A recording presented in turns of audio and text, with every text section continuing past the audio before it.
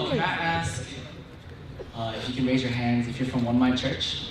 Oh yeah! One Mind. All right. And everyone else's church, I guess you guys are good too. I'm actually really nervous right now because this is a lot of evidence before me, and I'm gonna keep my presentation as short and sweet as possible, as I know you guys want to get out of here, right? It's pretty hot in here too, you know. So okay. Can I have that again?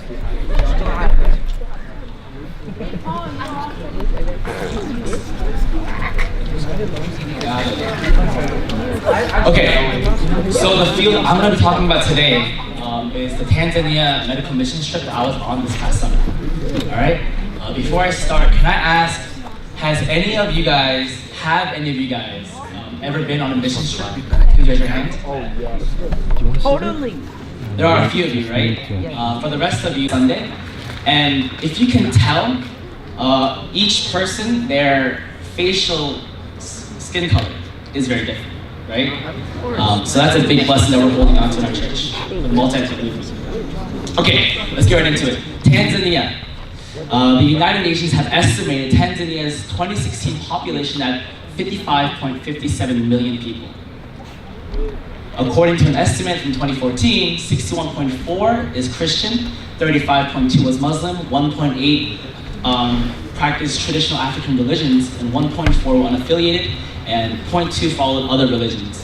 If you're going to do calculations, that actually gets 100%, because I did. And when we were there, we supported two missionaries. Number one, missionary Kwang Jin Lee. On the left over here is our senior pastor, Pastor Tongcha Lee. And on the right, we have missionary Kwang Jin Lee. You're going to hear more about this guy very soon.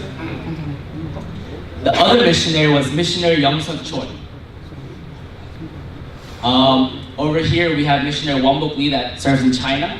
And here's Pastor Lee again. And that is Pastor Choi, missionary Choi. All right? And going into this mission trip, one thing we really held on to was the second age of Africa.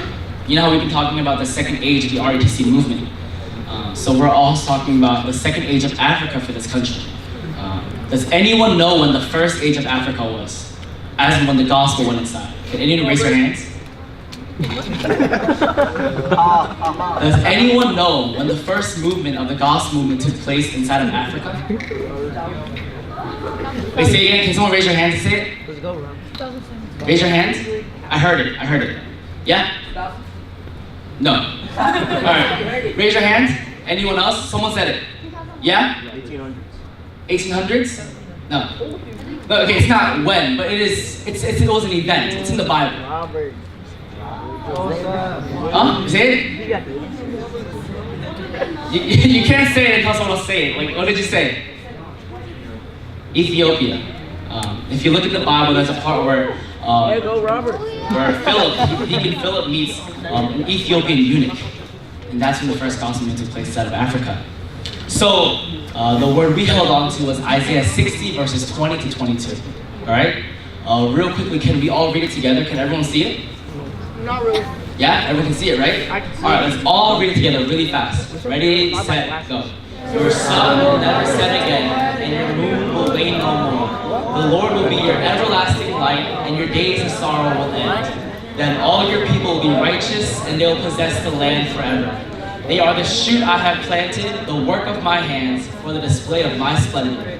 The least of you will become 1,000, the smallest a mighty nation. I am the Lord, in its time I will do this swiftly. Isaiah 60 verses 20 to 22. Amen. It was a 15-person team for this mission trip. The mission took place from June 19th to 29th, so it was 10 days. It included pastors, lay leaders, medical professionals, media team, and remnants. That was our picture, right when we landed.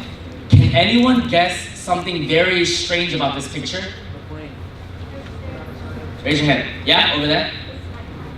No, that's not that strange. It's like 18 hours to get there. You're gonna get there at night, you know? All right, over there? Huh?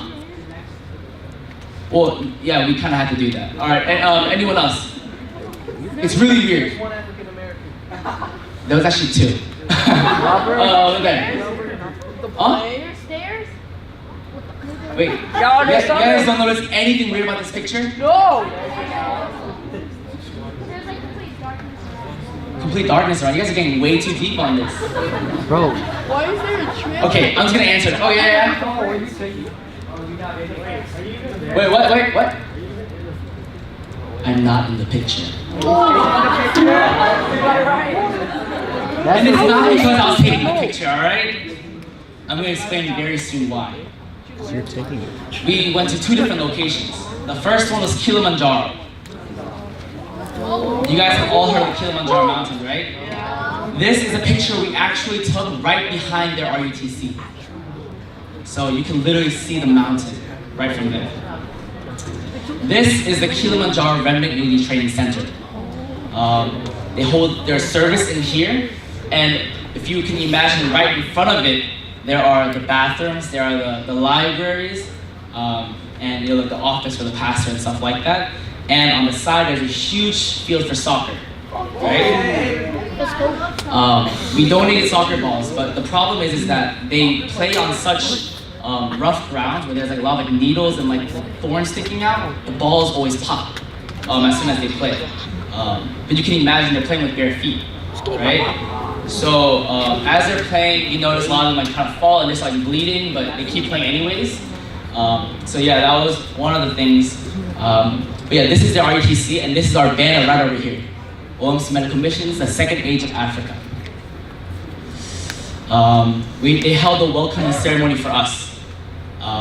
It was all of them, and as we walked into the Remnant Training Center, they were singing and they were clapping for us.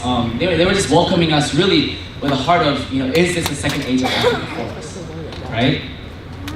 They gave us hats that they personally bought with their own money. And yeah, they were all singing. It was just amazing. And of course, I had to get a picture with the cool kids, right? So that was me.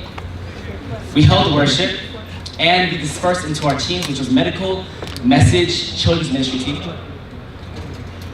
This is when they're giving the message. So the way we did this was very simple, right? We set up the training location, and hundreds of people were coming in, right? As they come in, what they say is, I need to get my teeth fixed, or I need to get my, some people came in with terminal illnesses, and they were asking if we could fix that, right? What we did was, where is the location of where you're hurt? Can you let us know, right? And once we find that out, what we tell them is, your problem, even if we fix it now, it's gonna come back. It's gonna come back, right? Why? Because it's a physical problem. The only answer for that is a spiritual answer, which is Jesus Christ, and that's what we did. I'm gonna go really fast with this, okay? Medical, and there was us doing children's, all the children in one room, right? Gave the message and sent the medical teams. In 2 days, approximately over 200 people accepted Christ. Over 200, right? Very big blessing for us. And just in lines, and we held our Sunday service there, and we took a picture all together. I'm gonna keep going. Dar es Salaam is the second location we went to. They themselves have their own Remnant Academy, right? This is it. But this is like a fifth of what you're really gonna see when you get there. It's the biggest thing. This is their worship center. And these people that came to listen to our senior pastor's message, they're not just people of the church. They are missionaries and people actually like, going into theology themselves under Pastor Kwangjin Lee. Right? So hundreds of people are under this person. So you can imagine how many more hundreds of disciples they have, right?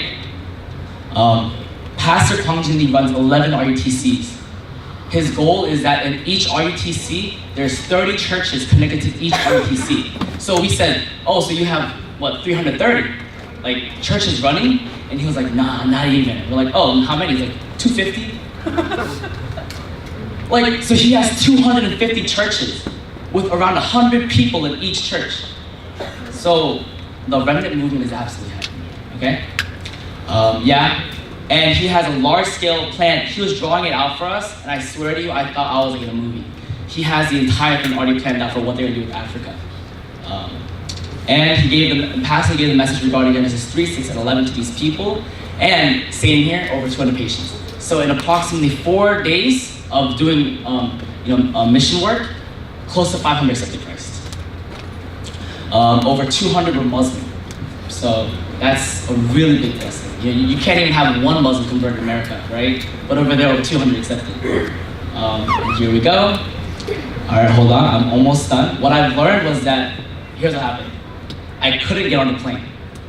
And it was my birthday. Right? So I was supposed to get on, I was all excited, we have all our bags and stuff, we get all on the plane, and they check my passport and they go, oh, you need 6 months of valid time on your passport. I was like, how much do I have? You got 5. So I was like, because of 1 month, I can't get on. Because of that, they couldn't get on the plane. So I had to go the next day, but the next day they had no seats for me. So I had to go again the next day, and then finally I got on. This is them praying for me because they thought I would come back on a mission trip, but I did. Right? They were like, Lord, please give Paul the strength so that he can actually get back on. That's our pastor, Dexter. He's an African-American pastor at our church. What I learned is that people are beautiful and so much nicer than America and Africa, right? This guy followed me the entire time and he called me Papa, which is the funniest thing, right? I taught him to call me Dad, which is kind of messed up, but hey, this is life over there. And guys, the problems are always the same. It's sin, separation, and Satan. Even there, they understand that. Because of that, the answer is the same. Jesus is the Christ, right? We can heal others only because we've been healed first, right? And the second age of Africa is coming and is already here, but it's our turn, right? So we also have to step up. I'm almost done. My biggest answer was that there are many missionaries, many great works. However, even though they do that, the problems come back. And that's why the answer is the Christ, right? And I've also learned that Jesus is the Christ is the most beautiful word to possibly say to someone, right? So, yeah, I'm just about done, guys. All I can really say is I really pray that you guys can realize, starting from now on, just how beautiful the name Jesus the Christ is, right? Going forward in this RCA, you're gonna hear a lot of things, you're gonna understand a lot of different stuff, but at the end of it all, if it doesn't start with and end with that Jesus is the Christ, it's all useless, right? So even though it's on a medical mission trip, I believe that the real mission trip starts when I got back into America, and I hope that you guys can understand that too. We're on a mission trip, and we're on a remnant journey, okay? So, thank you.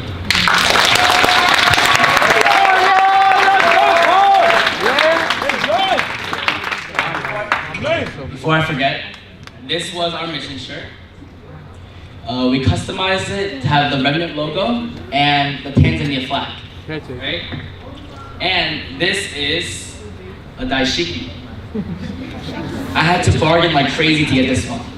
He was like, oh, like 2,500, and I was like, no, like 200, And then I was like, I know, bargain with me. So that's how we got the stuff. But yeah, I mean, if you guys want to know more, come and ask me questions. I didn't finish my PowerPoint slides, but if you guys have questions, let me know. If you're praying about it, let me know. But also, talk to the remnants around here, okay? All right, guys, thank you so much.